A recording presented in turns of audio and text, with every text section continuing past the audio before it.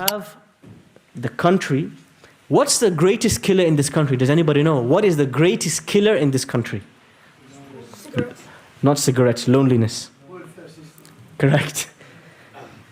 Loneliness is the greatest killer in Europe. They are a lonely society.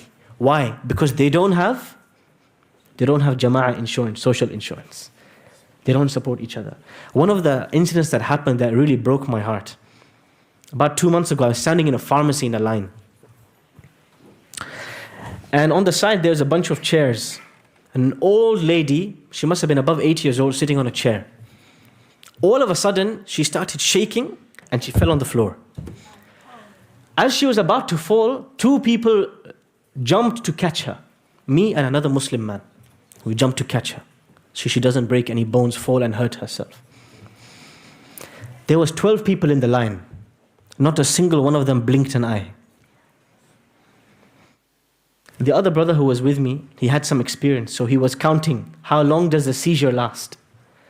He called the pharmacist from the back. Somebody's fallen down. Pharmacist came. Pharmacist said, everybody, please leave the pharmacy. We have to look after this lady and check she's okay, she's alive, she's breathing. You could hear a groan. Oh, come on. Everybody waiting the line. We have to leave, find another pharmacy. Oh my God. Nobody cared. The lady, this old lady, is dying, struggling to breathe, shaking, falling. Nobody cared. They only cared about, oh, I need a paracetamol. Seriously, paracetamol? Ahmadillah, ya khalas. They all left the shop. We're sitting there. This lady's name is Margaret. Margaret wakes up. She said, what happened? Did I have a seizure? Yes, you had a seizure. Does it happen often? We start asking her questions. Okay. Can we call somebody to look after you, Margaret? Because you cannot walk home like this. You're not stable. You cannot walk home. Do you have family? Yes, I have family, but they don't talk to me. I have children, but they don't speak to me. I have grandchildren. I don't know them. They don't know me. Who is the closest person to you, Margaret? Anybody? I have one friend, but she might be too busy for me. She called her friend in front of me. She called her friend, hello. She said, hi, I'm at work. I just had a seizure. Are you all right? Yeah, I'm good. Okay, bye. This is why there's so much pressure on the state.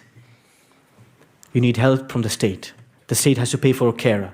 The state has to pay for welfare. The state has to pay for benefits. Because there is absolutely no social support, to the extent that there's an 85-year-old woman who has nobody in the whole dunya to help her, and she's falling on the floor of a pharmacy, and you are looking and thinking, Wallahi al-Azim, in any other society in the world, in Africa, in India, even a Christian Hindu society, people have this much humanity. If somebody falls, they'll pick her up, they'll take her home, they'll feed her, they'll look after her. But look at the result of kufr, look at the result of atheism. It leads to a society that is so dead inside, they can't even look after each other.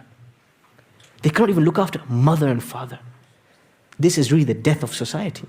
That's why never be deluded and never be deceived by the advancement of Western civilization. لا يغرنك تقلب الذين كفروا في البلاد. Allah says, oh, cannons, technologies, nuclear, this. Don't be fooled. They have destroyed themselves. Just because they have a smartphone doesn't mean anything, because nobody in society will help each other. And my experiences with old people like this is so many. You just find somebody, a pensioner, old retired person, just ask them, how often do your kids see you? Once in 3 years. I don't drive. I can barely walk, but nobody in the world cares a damn about me.